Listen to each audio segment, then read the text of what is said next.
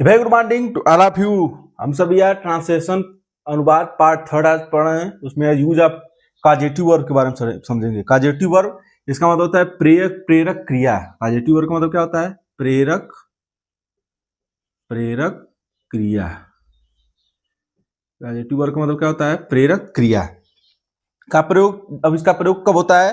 कि जब कर्ता द्वारा कार्य स्वयं न करके जो है उसे किसी अन्य द्वारा संपादित किया जाए। मतलब जब कर्ता स्वयं कार्य न करे, किसी अन्य के द्वारा जब संपादित किया जाता है, ऐसे वाक्य में जो है किसका प्रयोग होता है? गेट का प्रयोग होता है।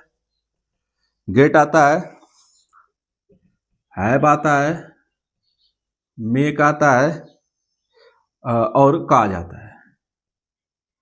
ये सब वर्ड जोड़ के जो है ये प्रेरक क्रिया को बनाया जाता है।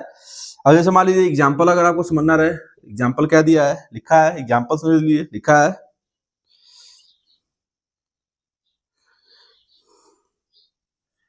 मैंने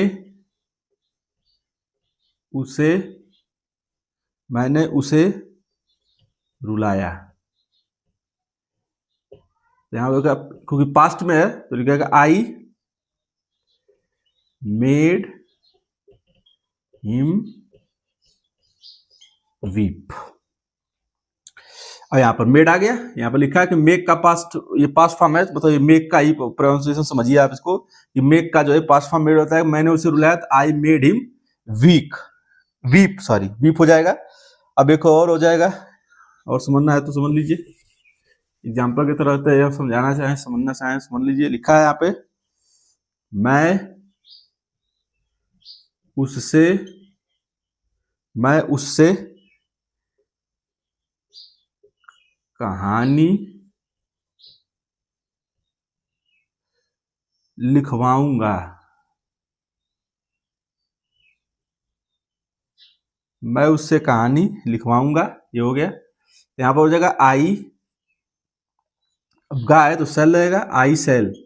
यहाँ पर गेट हो जाएगा, I shall get a story written by him. यहाँ पर देखिए गेट आ गए। तो यहाँ पर जो एक प्रेरक क्रिया है कि भाई उससे कहानी लिखवाऊंगा, तो इससे जो प्रेरणा ले सकता है करके कहानी लिखवाने का काम कर रहा है। तो उससे मतलब ये जो है ये उससे तो हिम, और कहानी जो है लिखवाने का काम कर रहा है, तो ये जो है उससे प्रेरक जा रही है। ये जो था आपका रूल था। एक कुछ और इसमें दिया अभी, लिखा है कि कुछ याद रखने योग्य बात है। लिखा है कि गेट आ जाए, ऐसे गेट और हैव आ जाए तो उसके साथ जो है क्रिया का थर्ड फॉर्म, वर्ब की थर्ड फॉर्म,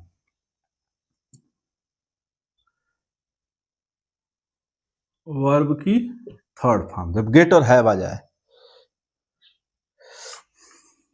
वहीं जब मेक आ जाए, मेक आ जाए तो मेक के बाद जो है, मेक के बाद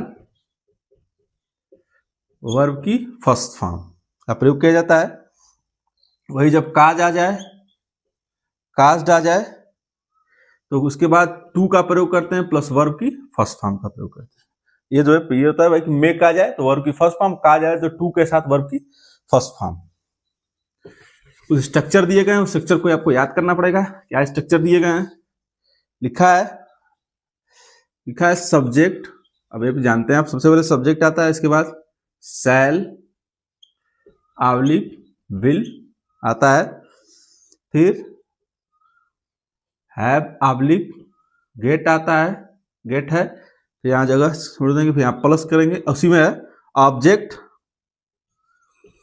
प्लस वर्ब की थर्ड फॉर्म प्लस कॉम्प्लीमेंट आ जाएगा। ये जो है फर्स्ट है, पहला है। दूसरा क्या दिया है? दूसरा दिया है गेट आ जाएगा,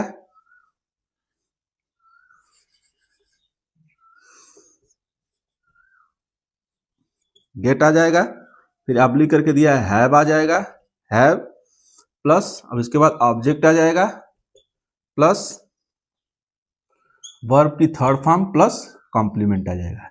मतलब ये जो है इस तरह से सेकेंड रूल है। इसमें थर्ड रूल समझिए क्या दिया है। सेकेंड रूल था, थर्ड रूल थर्ड रूल क्या दिया है? थर्ड रूल में दिया है subject plus made plus object आ जाता है प्लस वर्ब की फर्स्ट फॉर्म। फोर्थ रूल क्या दिया है? फोर्थ रूल दिया है सब्जेक्ट पहले, तो हर में सब्जेक्ट पहले आता है plus caused plus object plus two plus verb की फर्स्ट फॉर्म। ये जो था काजेटिव जो वर्ब होते हैं उसके जो है कुछ रूल थे। अब इसी में जो है काजेटिव वर्ब में ही जो है निगेटिव सेंटेंस के लिए बनाते हैं। निगेटिव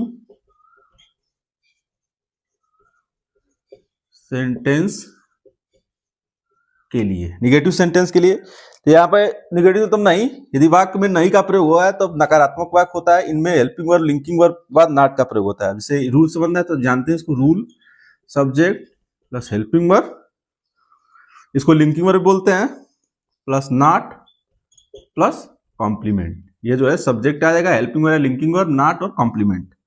अब जैसे एग्जाम्पल के तौर पर समझना रहा है, लिखा है रीता एक गरीब लड़की नहीं है, तो लिखेंगे Rita is not a poor girl.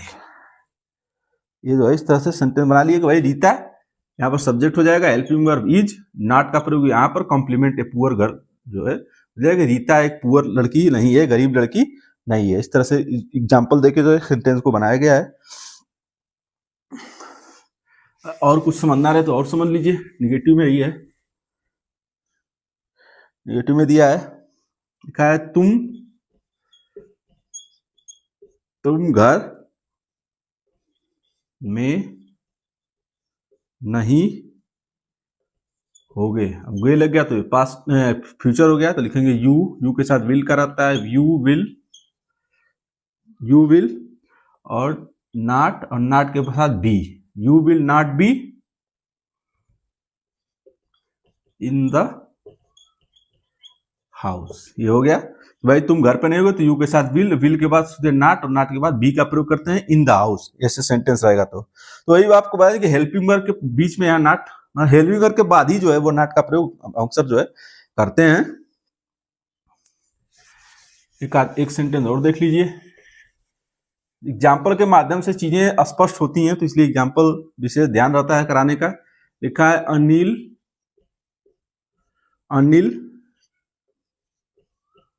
के पास थोड़े पैसे नहीं थे, तो यहां लिखेंगे कि Anil did not have some money. ये हो गया, तो मैं अनिल के पास थोड़े पैसे नहीं थे। सारे एग्जाम्पल आप समझ रहे हैं एग्जाम्पल के तौर पे। और डिड नॉट लगा तो निगेटिव हो गया, इसी पहले से स्पष्ट आप जानते हैं। विल बी शैल बी के साथ नॉट के साथ बी का प्रयोग, बी जो है बी से पहले लिखा जाता है। मतलब वही बता रहा है, अभी आपको बताया मैंने, वो करके नोट करके दिया है। नोट क्या दिया कि जैसे हमारे विल बी है और यहाँ शैल बी है, लेकिन जब इसका निगेटिव बनाएंगे कहेंगे will not B shall not be. ये आपको विशेष ध्यान है कि विल बी शैल बी के साथ नॉट जो है बी के पहले आता है, तो यहाँ पर जो है बी के पहले जो है वो नॉट आया, यहाँ पर बी के पहले नॉट आया। ये इसी अब ये समझाने के लिए जो है ये नोट करके दिया है, ये आप जानते भी हैं। ये विल के बाद नॉट का प्रयोग करते हैं निगेटिव सेंटेंस में, उसके बाद जो है बी का यूज करते हैं। अब इंट्रोगेटिव सेंटेंस क्या दिया है?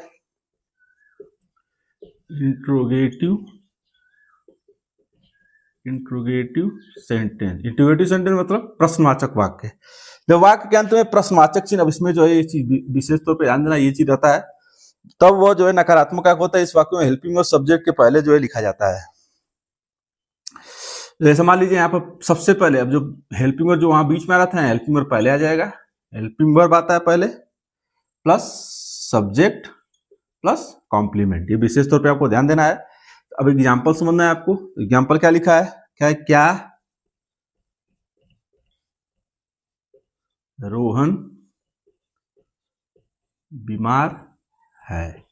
प्रश्न पूछ रहा है तो इज लगेगा, इज रोहन इल, और जब लास्ट में क्वेश्चन मार्क लगा देंगे।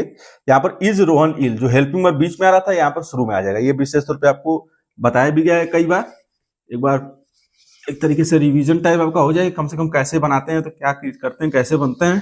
ट्रांसलेशन में ये चीज आपको ध्यान देना रहता है विशेष तौर पे। एक बार आपका रिवीजन सारी चीजें हो जाएंगी। फिर लिखा है क्या कुत्ता प्यासा था, तो था इसका मतलब वाज है, तो लिखेंगे was the dog thirsty. Thirsty मतलब प्यासा होता है, THRISTY। यहाँ पर क्वेश्चन मार्क दे देंगे और यहाँ पर भी क्वेश्चन मार्क, मतलब वाज लगेगा तो दा और थर्स्टी। तो पास्ट टेंस में है, प्रेजेंट बताया, पास्ट बता दिया मैंने आपसे। अब फ्यूचर एक देख लीजिए, ये सारी चीजें एग्जांपल में आप समझ रहे हैं। फ्यूचर में देख लीजिए एक तो, फ्यूचर में क्या लिखा है, लिखा है क्या वे मेरे साथ होंगे। अब जानते हैं फ्यूचर में दे के साथ विल का प्रयोग होता है, तो लिखेंगे विल दे, और उसके बाद बी विथ अस, अरे सॉरी मी, मेरे है तो मी हो जाएगा यहाँ पर, मी क्वेश्चन मार्क। यहाँ पर एग्जाम्पल, ये चीजें एग्जाम्पल के अंतर्गत समझ रहे हैं सारी चीजें। यहाँ पर जो है विल लगा है तो गा लगेगा तो विल लगेगा, दे के साथ बी और विथ मी हो जाएगा। तो यदि वाक्य में जो है बीच में क्या, क्यों, कब आदि आते हैं तो क्वेश्चन वर्ड को सबसे पहले लिखते हैं। अगर मान लीजिए कि आपको बताया भी, ये जानते भी हैं कि अगर मान लीजिए वाट आ गया और वेन आ गया, वाई आ गया और वेयर आ गया, विच आ गया, हुम आ गया, ETC, जो ये सब चीजें आ जाए अगर, तो इसको हम क्या करते हैं, सबसे पहले लिखते हैं। और सबसे पहले लिखते हैं, उसके बाद जो है हेल्पिंग वर्ब का प्रयोग करते हैं। जब भी हेल्पिंग वर्ब प्रेजेंट में है तो इज एम आर, पास्ट में है तो वाज बे, और फ्यूचर में है तो विल शैल। और उसके बाद जो है चीजों को आगे करके जो है बनाते हैं। ये आपको रूल बताया गया है। ये इंट्रोगेटिव सेंटेंस के रूल थे।